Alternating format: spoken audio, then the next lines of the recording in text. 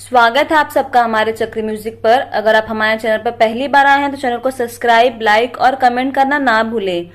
आइए आज आपको हम सुनाते हैं पीपल पतवारी की कहानी। एक गुजरी थी, उसने अपनी बहू से कहा कि तू दूध दही बेच आ, तो वह दूध दही बेचने गई। कार्तिक महीना था, वहां पर सब औरतें पीपल सींचने आती थी, तो वह भी बैठ गई और औरतों से पूछने लगी कि तुम क्या कर रही हो। तो औरतें बोली कि हम तो पीपल की पतवारी सींच रही हैं। तो उसने पूछा, इससे क्या होता है? औरतों ने जवाब दिया कि इसके करने से अन्न धन मिलता है और वर्षों का बिछड़ा हुआ पति भी मिलता है। तब उस गुजरी ने कहा कि तुम तो पानी से सींच रही हो, मैं दूध दही से सींचूंगी। उसकी सास रोज कहती कि तू दूध दही बेचकर पैसा लेकर आ। तो उसने कहा, जब कार्तिक का महीना पूरा हो जाएगा तब ला दूंगी। और कार्तिक का महीना पूरा हो गया। पूनम के दिन गुजरी पीपल पतवारी के पास धरना लेकर बैठ गई। पीपल ने पूछा कि तुम यहाँ क्यों पड़ी हो? उसने कहा, मेरी सास दूध दही के पैसे मांगेंगी।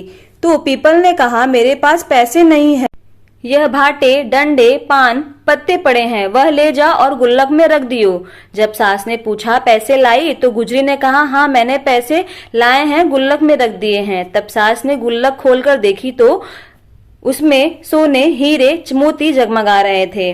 पत्तों का धन हो गया था। सास बोली कि बहू, इतना पैसा तुमने कहाँ से लाया? तो बहू ने आकर देखा तो बहुत धन पड़ा हुआ है। तब गुजरी ने कहा, सासू जी, मैंने तो 1 महीना दूध दही से पीपल की पतवारी में सींचा था और मैंने उससे धन मांगा तो उसने मुझे भाटे, डंडे, पत्ते दिए थे जो मैंने गुल्लक में रख दिए थे और वह हीरे मोती हो गए। तब सासू जी ने कहा कि अब की बार मैं भी पतवारी सींचूंगी।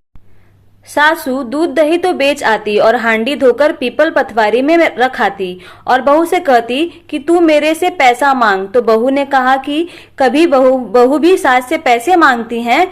तो सास बोली कि तू मेरे से पैसे मांग। तो बहू ने सास से दूध दही के पैसे मांगे। तो सासू जी पीपल पतवारी पर जाकर धरना लेकर बैठ गई। तो डंडे, पत्ते, पान, भाटे उसे भी दिए और कहा, गुल्लक में जाकर रख दे। फिर बहू ने खोलकर देखा तो उसमें कीड़े बिलाव चल रहे थे। गुजरी ने सास से कहा, यह क्या है? तो सास देखकर बोली कि पीपल पतवारी ने तेरे को तो अन्न धन दिया और मुझे कीड़े मकोड़े दिए। तब सब बोले, बहू तो सत्य से सींचती थी और सासू जी धन की भूख से सींचती थी। इसलिए हे पतवारी माता, जैसे बहू को दिया वैसा सबको दियो, सासू को दिया वैसा किसी को मत दियो। बोलिए पतवारी माता की जय।